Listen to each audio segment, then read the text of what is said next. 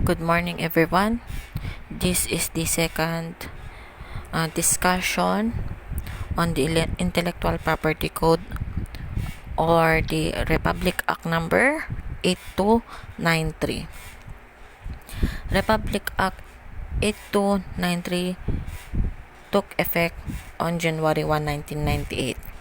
This law has no retroactive effect. Okay? Under the Intellectual Property Code, we have the so-called state policies.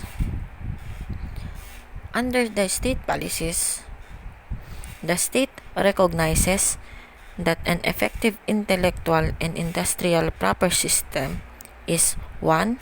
Vital to the development of domestic and creative activity. 2. Facilitates transfer of technology. 3. Attract foreign investments. And 4. Ensures market access for our products.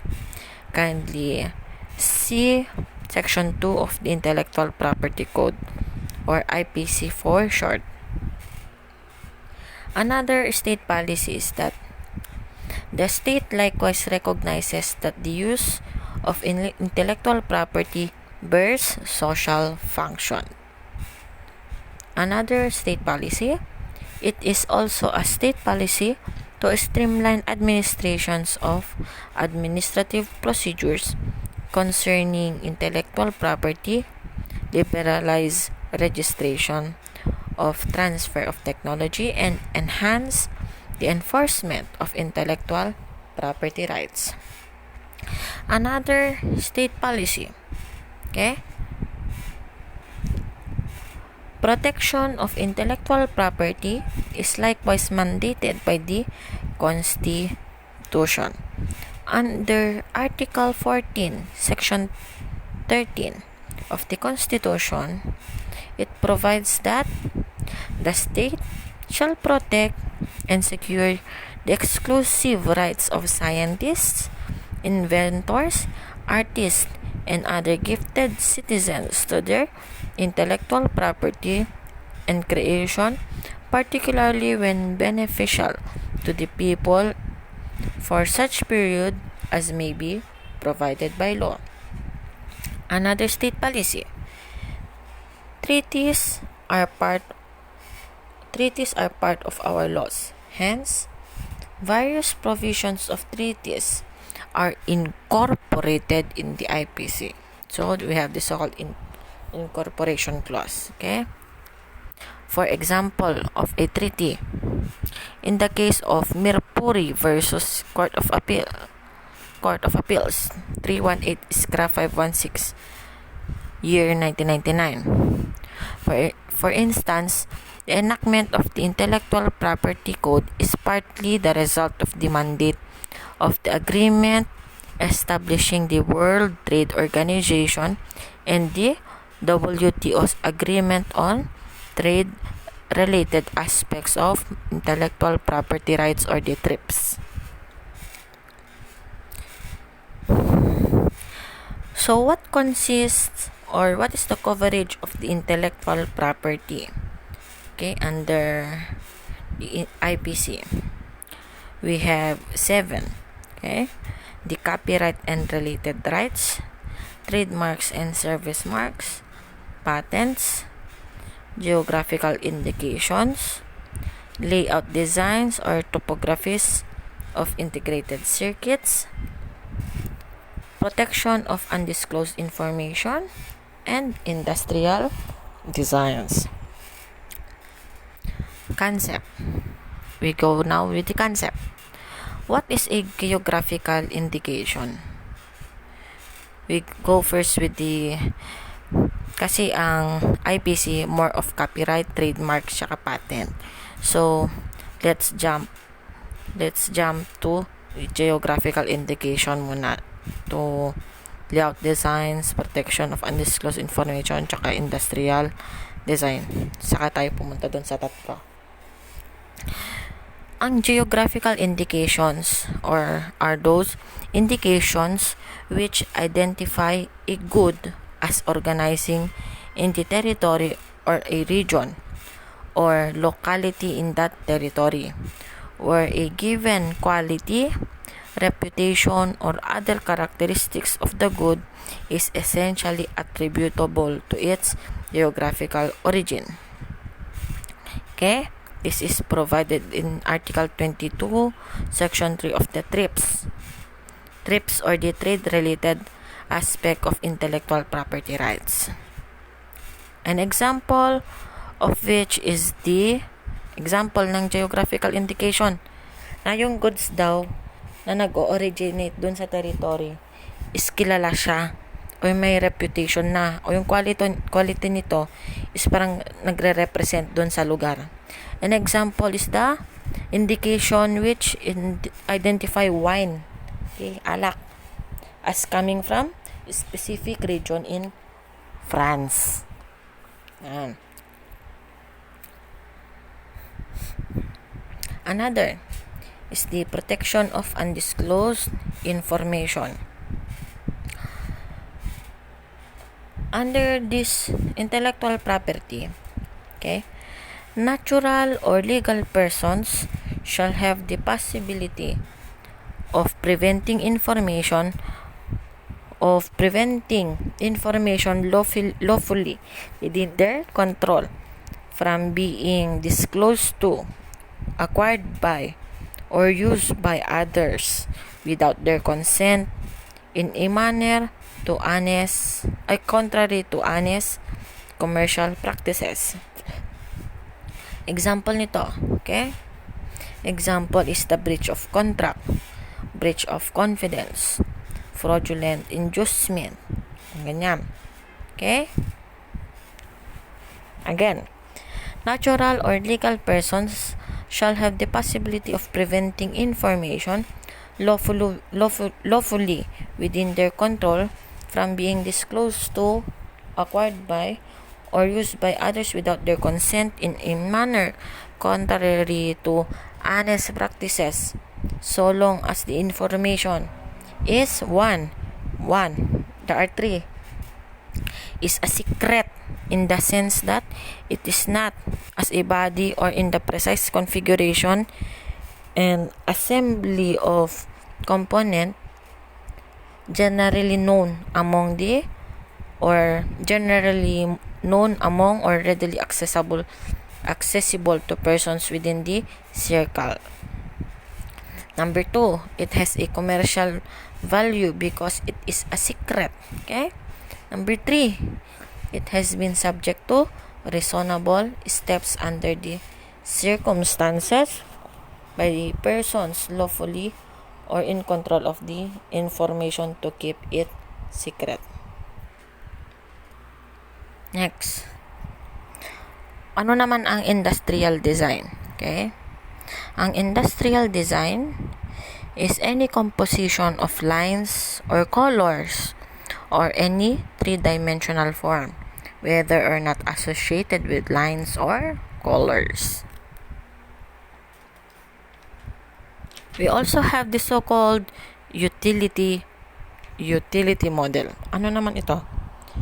Utility model. Models of implement or tools of an industrial product, even if not possess of the quality of invention, but which is of practical utility. Another addition is the drugs and medicines. Ano tong drugs and medicines? Okay, ito alam niyo to. Refers to any chemical compound or biological substance other than food which is also of course intended for the use in the treatment, prevention, or diagnosis of disease in human or animals. Okay, let's go with the very brief differences between a trademark, what is a trademark, a copyright, and a patent. A trademark is any visible sign capable of distinguishing the goods or services of an enterprise and shall include a stamp or mark container of goods. A trademark, again, it's a visible sign. It can be a trademark or a service mark. In relation thereto, we have the so-called trade name, which means the name or designation identifying or distinguishing an enterprise. Okay. While a copyright, the concept or the scope of copyright is only confined to literary or artistic works. Ang copyright is only confined sa literary and artistic works, which are, of course, it must be original intellectual creation. Okay? Remember that a copyright is protected from the moment of creation, not from the moment of registration. It's the moment of creation. Ano naman ang patent or patentable inventions? Refers to any technical solution of a problem in any field of human activity which is new and involves an inventive step and is industrially applicable. This is provided in the case of Co versus Court of Appeals, GR number 115758, March 11, 2002. We have few international related provisions. Okay? We have the reciprocity, national treatment, and most favored nation treatment. Reciprocity, national treatment, and most favored nation treatment. Itong tatlong ito are the international law related provisions. First, we go with the reciprocity. Reciprocity is provided in your section 3 of the Intellectual Property Code. It provides that. Kindly memorize this one or kindly just familiarize it. Any person who is a national or who is domiciled or has a real and effective industrial establishment in a country which is one, party to any convention, treaty or agreement relating to intellectual property rights or the repression of unfair competition to which the Philippines is also a party. Number 2, extends reciprocal rights to national of the Philippines by law shall be entitled to benefit to the extent necessary to give effect to any provision of such convention, treaty, or agreement, in addition to the rights to which any owner of the intellectual property right is otherwise entitled by the Act. So, tatlo ang persons involved dito. It may be a national, it may be a person who is domiciled to that country, or one who has a real and effective industrial establishment. Okay? And that real and effective industrial establishment can be a party to that convention to which the Philippines is also a party, or a country that extends the same protection to the nationals of the Philippines by law. We have the so-called national treatment. Ano tong national treatment? Under Article 3 of the TRIPS. Okay, TRIPS. Anong TRIPS? Trade-related aspects of intellectual property rights. Okay? Ang TRIPS, Article 3 of TRIPS provides that national treatment. Okay? Each member of the World Trade Organization's agreement on trips shall accord nationals of other members no less favorable than that it accords its own national. Okay? With regards to the protection of intellectual property. Again, each member of the WTO or World Trade Organization's agreement on trips shall accord to nationals of the other members no less than favorable than that it accord its own national. Okay? With regards to the protection of intellectual property. Next concept of international law related provision is the most favored nation treatment. Ano tong most favored nation treatment? The most favored nation treatment provides that with regard to the protection of intellectual property, any advantage, favor, privilege, or immunity. Okay? Apat yun. The shortcut is PAFI. Any privilege, advantage, favor, or immunity, PAFI, granted by the members to the nationals of any other country shall be accorded immediately and unconditionally to the nationals of all other members of the WTO's trips. Okay, next, we proceed with the body that implements the Intellectual Property Code. This is the IPO, or the Intellectual Property Office. The IPO is the body that administers the policies sought to be implemented under the IPC. The functions of IPO is contained in your Section 5 of the IPC. First, the IPO examine the applications for grant of letters patent for inventions and register utility model and industrial design. It also examines the application for registration of marks, geographic indications, and integrated circuits. It also registers technological transfer arrangements and settle disputes involving technological transfer payment. The IPO also promotes the use of patent information as a tool for technology development.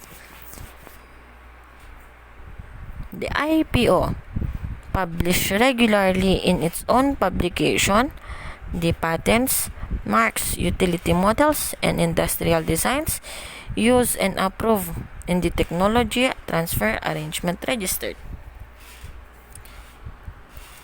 Another, or the sixth function, it administratively adjudicates contested proceedings affecting intellectual property rights. And lastly, it coordinates with other government agencies and private sectors to strengthen the protection of intellectual property rights in the Philippines. Remember the following. Okay? While the registration of intellectual properties are with the IPO, copyrighted works are still deposited with the National Library and the Supreme Court.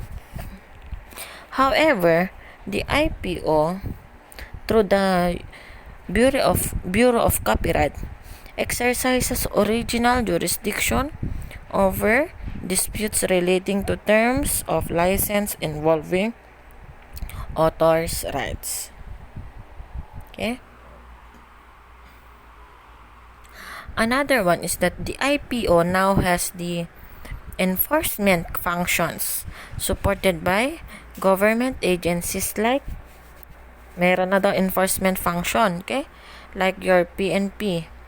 Para na daw siyang PNP, the NBI, and the Bureau of Customs. It also has visitorial rights. So, meron na siyang enforcement rights, meron pa siyang visitorial rights or powers.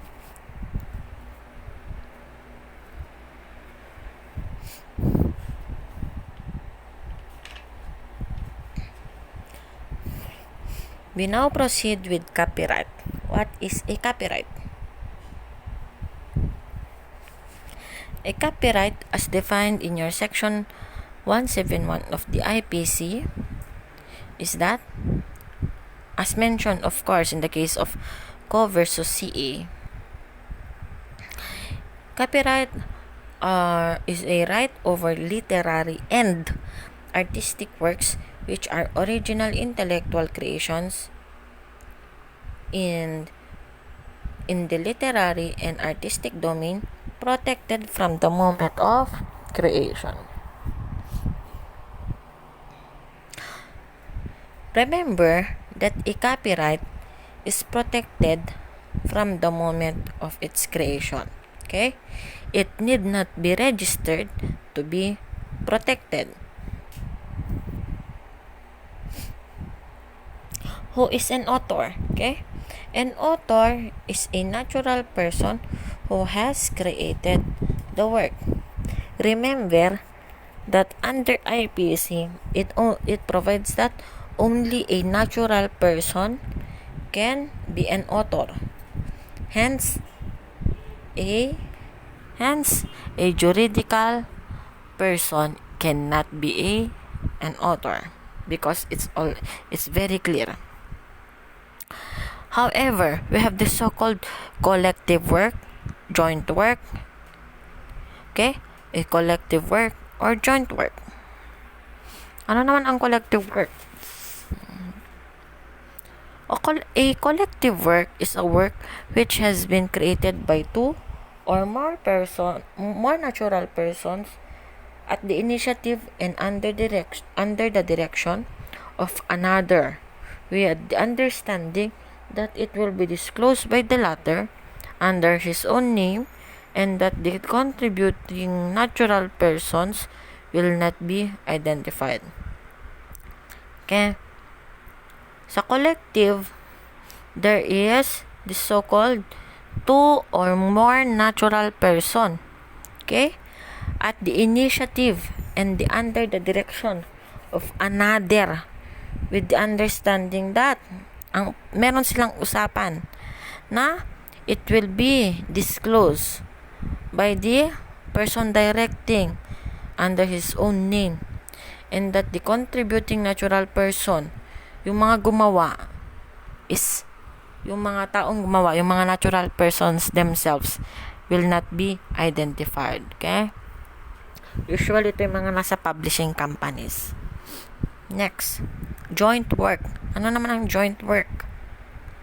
Ang joint work is a work prepared by two or more authors with the intention that their contributions be merged into inseparable or independent parts of unitary whole. An example of this one is yung mga medical textbooks, yung mga law books. Kung pansin nyo, usually maraming maraming authors, okay?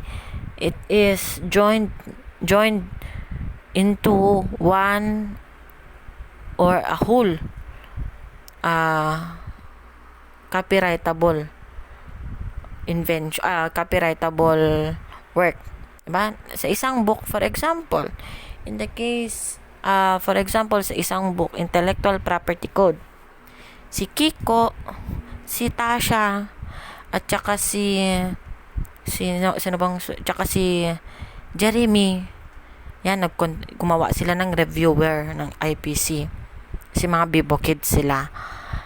Tapos, yung mga tinetake down nila, mga notes nila, kinumbine nila as one. Sabi nila, oy, gawin nating book to. Yun, nag-produce sila.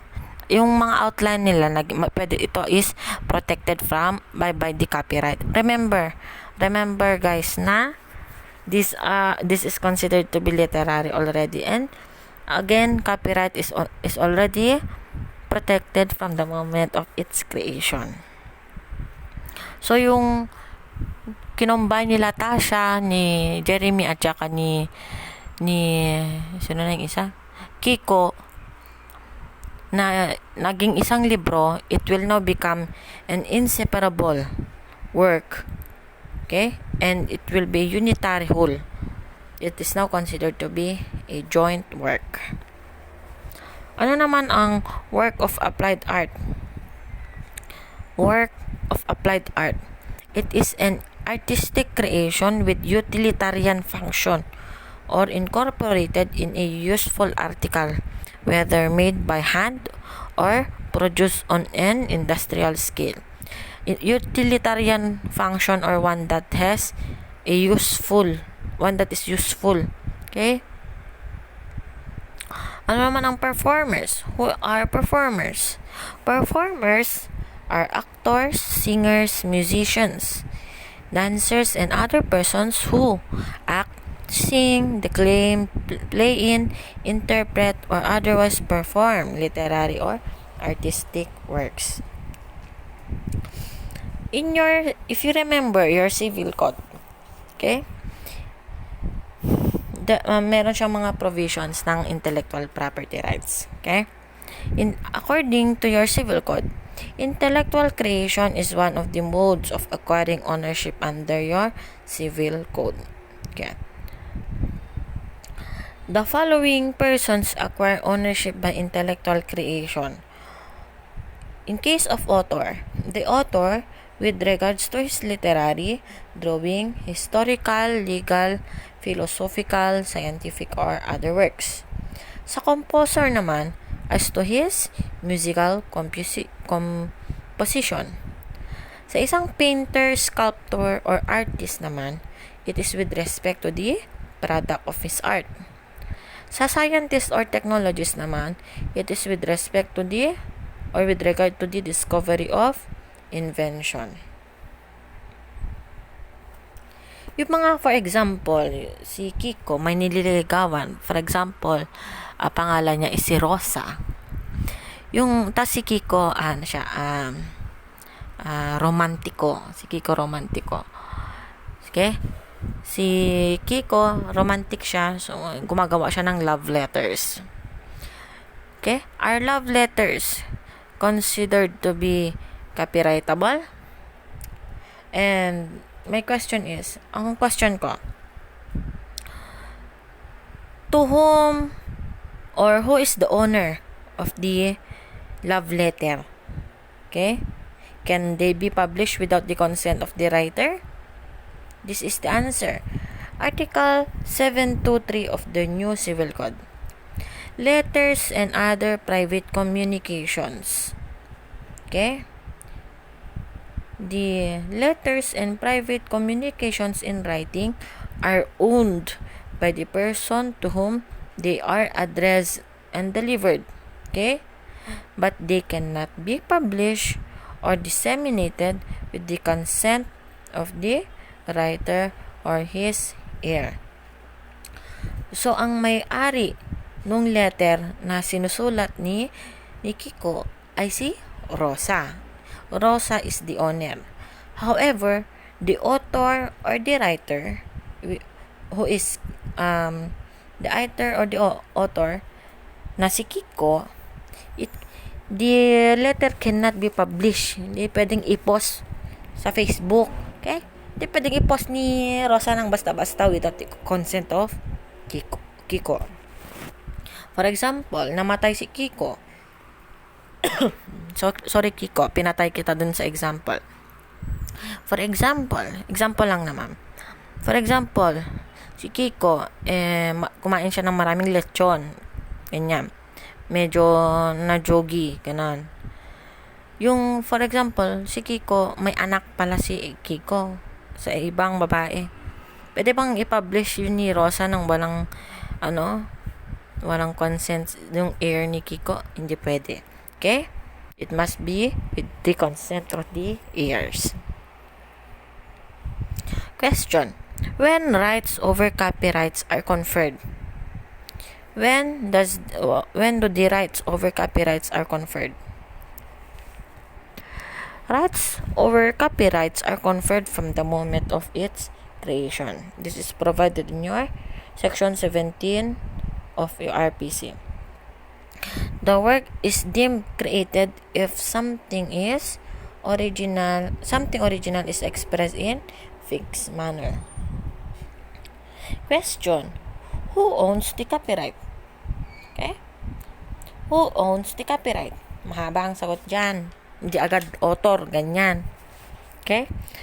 When there is only one, this is the answer. When there is only one creator, the creator, his heir or assigns, owns the copyright.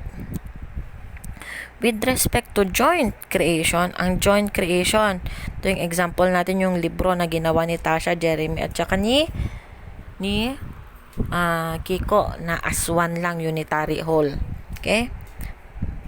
Syempre, kunyari, 100 pages yun. Yung first 20 pages, first 30 pages ginawa ni Jeremy. Yung 31 to 70 ginawa naman ni Tasha. 71 to 100 ginawa ni Kiko. Libro yun. Hindi nila pwedeng, ay ito akin lang tong first part, second part, third part. Hindi pwedeng ganon. Magiging as one na yun. Okay. In this case, with regards to joint creation, the co-authors shall be the original owners of the copyright, and in the absence of agreement, kunyari walang usapan sila Tasha, Jeremy at Kiko, their rights shall be governed by the rules on co-ownership. Okay. Of course, there is an exemption. Work of joint authorship consists of parts that can be used separately, and the author of each part can be identified. The author of each part shall be the original owner of the copyright in the part that he has created. For example, si Jeremy, si Tasha, at si Kiko, may usapan pala sila na hoy, doon sa part 1, diba 3 parts yon? O part 1, part 2, part 3. Part 1, nakalagay, author, outlined by Jeremy. Part 2, outlined by Kiko. Part 3, outlined by Tasha. Kung ganun ang usapan nila, it can be identified yung each part. Then, the rules on co-ownership will not apply. Paano naman sa mga commission work? Who is the owner? In case of commission work, the person commissioning owns the work. The ownership of copyright remains with the creator, unless, of course, there is a written stipulation to the contrary. Dito, always remember na ang copyright, hindi mo yan maaalis dun sa gumawa. Ang copyright, natatak, nakatato, innate, kumbaga, lumaki na, doon yan maninirahan. Hindi mo yan maaalis doon sa taong gumawa. For example, sa bang kilala ko pa sa inyo? Si Miss Moana. For example, kinomission ko si Moana na Moana, ipaki-outline nga yung IPC. Tapos, yung mga discussion ko, sulat doon. Tapos, gawin nating book. Ikaw ang mag-outline, ganyan. Tapos, bayaran kita 10,000 pesos. Sabihin ko sa kanya. Ngayon, natapos na ni Moana yun. Kinomission ka siya ng 10,000, ha? Yung ginawa ni Moana, yung copyright, sa kanya pa rin. Okay? Yung copyright, still si Moana ang may-ari. Pero yung work, yung outline, yung result, yung output, yung ginawa ni Moana, ako na ang may-ari. Okay? Yung in-outline niya, yung papel, yung pinagsulatan niya, ako na ang may-ari. Okay? Bakit ako na ang may-ari? Kasi binayaran ko si Moana. But, yung copyright, still ang may-ari is si Moana. With respect to audio-visual work, okay? Mga audio-visual work, the producer for purposes of exhibition. Okay, he owns it. The producer for purposes of exhibition. For other purposes, the producer, the author, the composer, the film director, the photographic director, and the author of the work are the owners. So, for the purpose of exhibition only, ang may-ari yung producer. For all other purposes, yung mga na-mention kong tao. Paano naman yung mga pseudonyms or yung mga anonymous work? Yung mga, for example, si Bob Ong, di ba? Pseudonym lang yon. Kilala nyo ba talaga si Bob Ong? Okay? In case of pseudonyms or anonymous works, who owns the copyright? Unless the author is undisputably known, the publisher shall be presumed to be the representative of the author. Okay? Still the author ang may-ari. However, yung publishing company madalas shall be considered to be the representative only of the author. Of course, when it appears to be there's no doubt as to who is the author already, and if the name is already disclosed, then the copyright is owned by that person. Paano in case naman sa mga employees who work during the course of employment? Okay? The employer, if the resulting of the regular function or duties, even with the use of the materials of such company or employer, the employee owns the copyright. However, if it's part of the employee's work, then the employer is the owner. Again, in case the employees work during course of employment, the employer is the owner of the copyright if the result of the regular function or duties, but the employee owns it if it's not part of his duty. Pag example, janitor ang trabaho niya at hindi tagasulat, hindi nagsusulat ng libro, ganyan. Janitor siya. Ang trabaho niya talaga janitor, maglinis, ganyan. Tapos parang romantiko naman siya, ganyan. Gumawa siya ng isang artistic or literary work in the course of his job. While working, 8 to 5 yung trabaho niya, may ginawa siyang literary or artistic work. Ang may-ari nun, ang copyright nun is yung janitor. Okay? However, if it's part of the job of that person, then it's the employer. If part of the regular duty ng employee, the owner is the employer. So, what is the duration of the copyright? This is provided in your section 213 and 214 of your Intellectual Property Code. With respect to literary, artistic work, and derivative works, it is during the lifetime of the creator and for additional 50 years after his death. With regards to joint creation, the economic rights shall be protected during the lifetime of the last surviving author and for additional 50 years thereafter of the last surviving author. Yung case natin, si Jeremy, si Tasha, at saka si Kiko. Kung sino ang last na matsugi sa kanila, for example, si Tasha. Si Tasha hindi mahilig sa lechon. Okay? Kung last na natsugi si Tasha, plus 50 years ang buhay, plus 50 years ang protection pa ng IPC doon sa joint work nila. With regards naman sa anonymous or pseudonyms or pseudonymous works, it till the end of 50 years following the date of their first publication.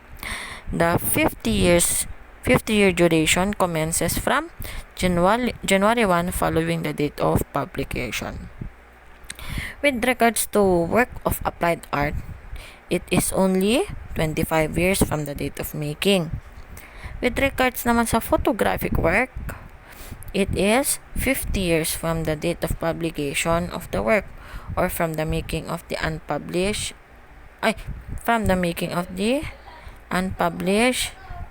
work. With regards to broadcast, broadcast yung mga nasa news, 20 years from the date of broadcast. So, ano naman yung mga copyrightable objects? Okay? Kindly read na lang kasi masyadong madami. However, you should kindly take note of the following. Okay? That the author of speeches, lectures, sermons, addresses, and dissertation shall have the exclusive right of making collection of his work. This is provided under Section 176 of the IPC. Ano pala yung derivative work? Okay? I will give you a case dito. Nasa case ng Havana. Okay? Case of Havana. Para hanapin ko pa muna yung case. Derivative works are those dramatizations, translations, adaptations, abridgment, arrangement, and other alterations of literary or artistic works, and collections of literary, scholarly, or artistic works, and compilations of data and other materials which are original by reason of the selection and coordination arrangement of their content. This is provided in your Section 173 of IPC.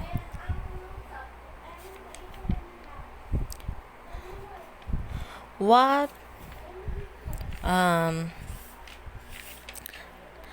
are those considered to be unprotected works? Okay?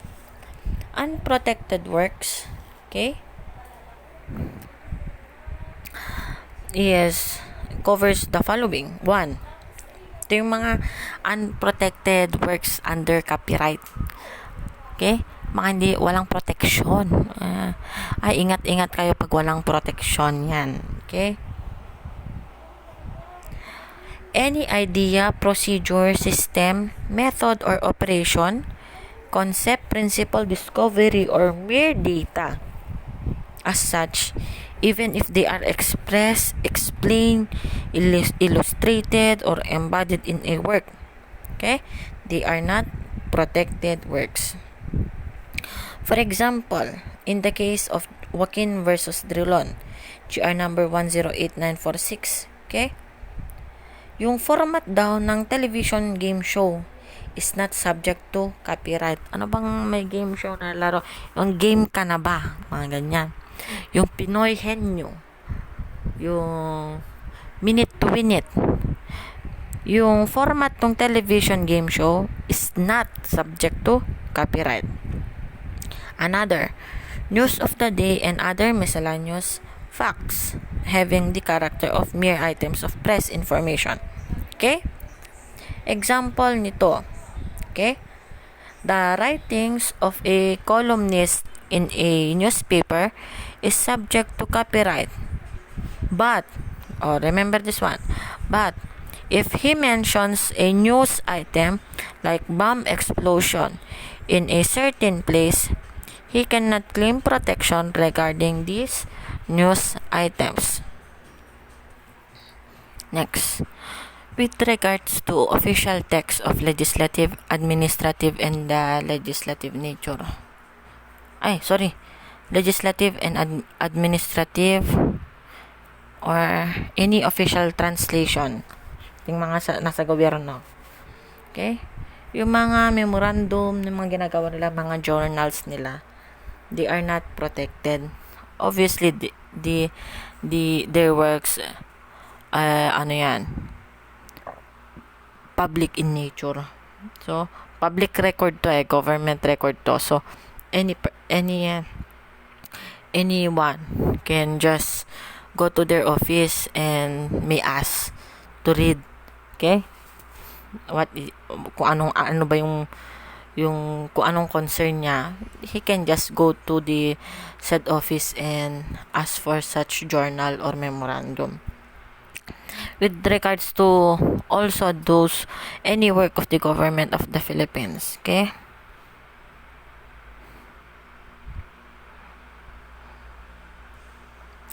Another one is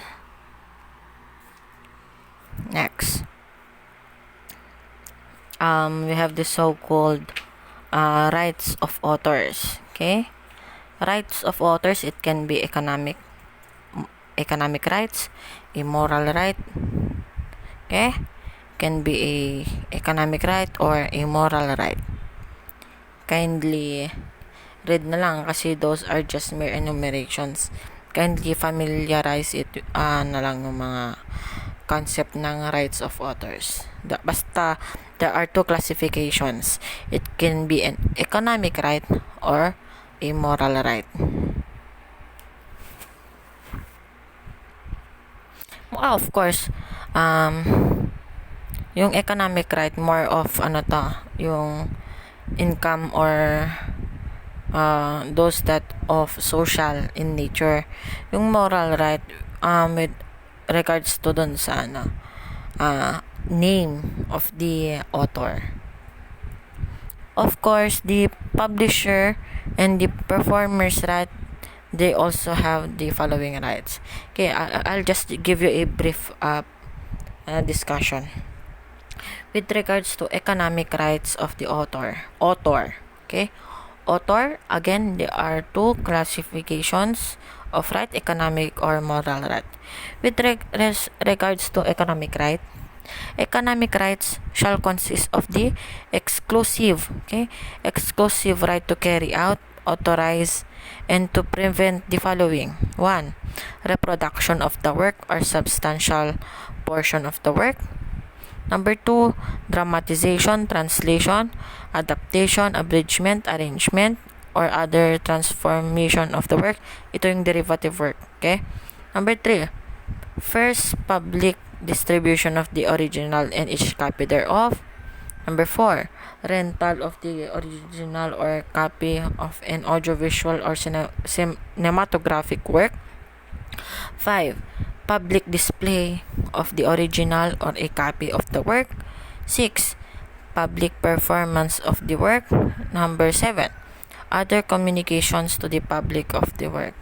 O kung mapapansin yung economic right, more of involve yung public na, okay, or the social, yung society. With regards to moral right naman, there are 4 moral rights. Number 1, require the authorship of the works be attributed to him. Okay? Dapat sa kanya, nakapangalan sa kanya in a prominent way on the copies and with the public use of the work. So, dapat yung mga distributed works may pangalan siya. Okay? It must be prominent.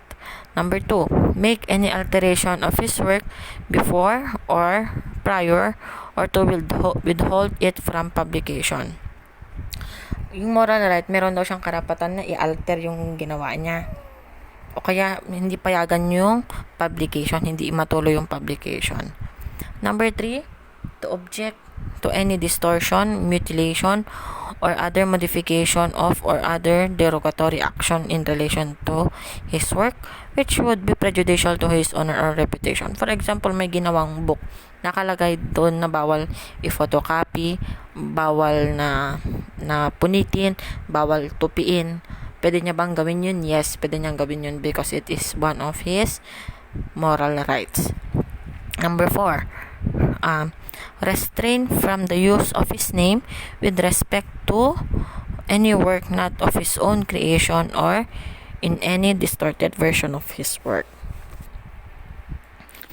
How about publisher's rights? Okay, a publisher's rights, there are 3. 1, that is the right to publish granted by the author or his heir or assigns.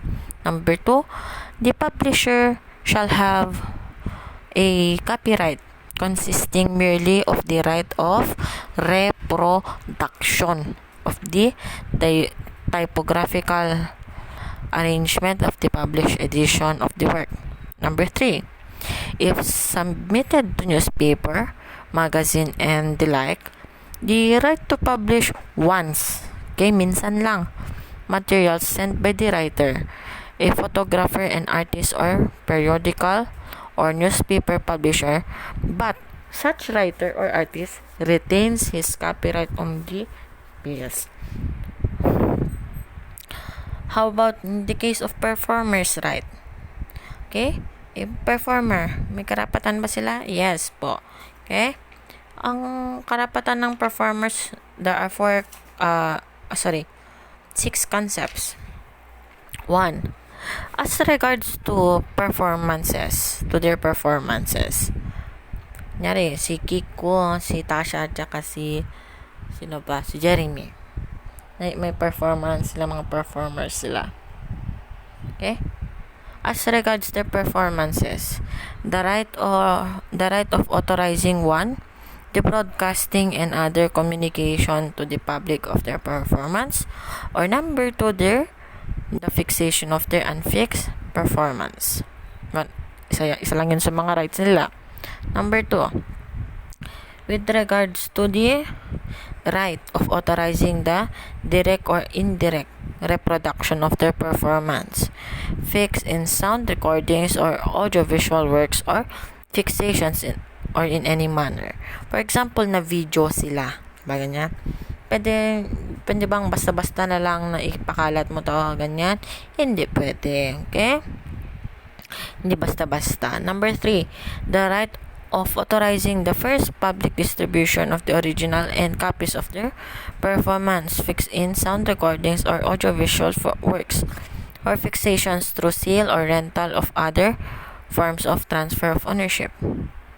Next, the right of authorizing the commercial rental to the public of the original and copies of their performances, fixed in sound recordings or audiovisual works or fixations, even after distribution of them by or pursuant to the authorization by the performer. They also have the right of authorizing the making available to the public of their performances, fixed in sound recordings or audiovisual works or fixations by wire or wireless means, in such way that the members of the public may access them from a place or time individually chosen by them. Usually, ito yung mga pinapakalat sa internet. Ganyan. Nasa YouTube. Next, the moral rights of performers. Meron ba? May moral rights bang mga performers? This one.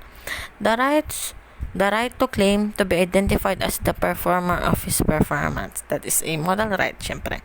Na ako ang sumayaw niyan, ganon. Ako ang nag-perform niyan, ako yung sumayaw niyan, sabi mamaya ni Kiko, or akong kumanta niyan, ganyan. As an exemption to that moral right, where the omission is dictated by the manner of the use of the performance, and to object to any distortion, mutilation, or any other modification of his performances that would prejudicial to his reputation.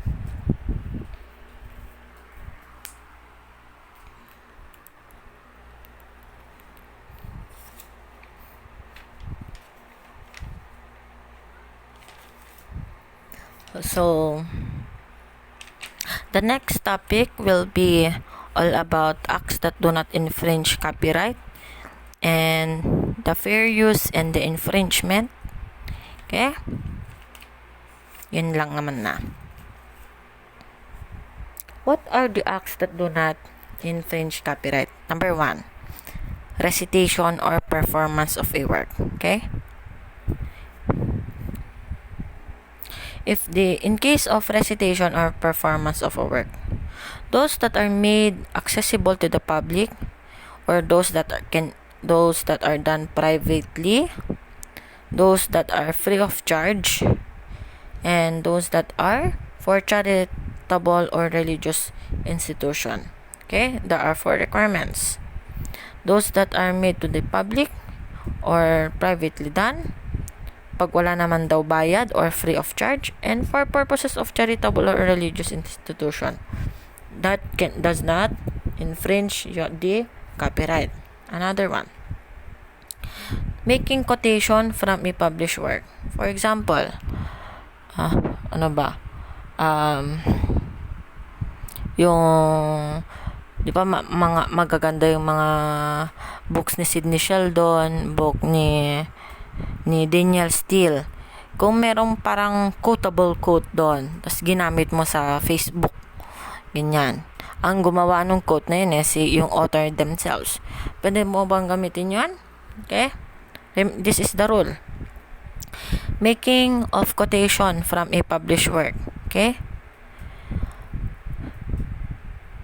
The following rules must be provided. 1, there is a compatible with fair use. Number 2, extent is justified by the purpose. For example, para sa educational purposes. Number 3, the source and the name of the author must be mentioned. So, ilagay mo doon, Daniel Steele. Yan. Kaya, Sidney Sheldon. Ganyan. Next is the reproduction of communication to the public by mass media of articles on current political, social, economic, scientific, or religious topic. Okay? Ito yung mga usually yung nasa media, mass media. If the purpose is for information purposes, there's no income involved, and the source is already indicated, then it does not infringe the copyright. With respect to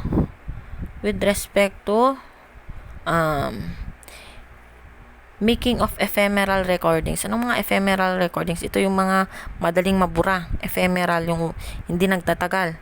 Okay? Hindi madaling mabura. The following rules must be applied para hindi ma-infringe yung copyright. By a broadcasting organization, by means of its own facilities, and of course, for use in its own broadcast. Okay? Yung mga use made of work by the direction or control of the government agencies for purposes of educational, scientific, and professional, those that are of public interest naman siya, with of course following the fair use, then it does not infringe your copyright.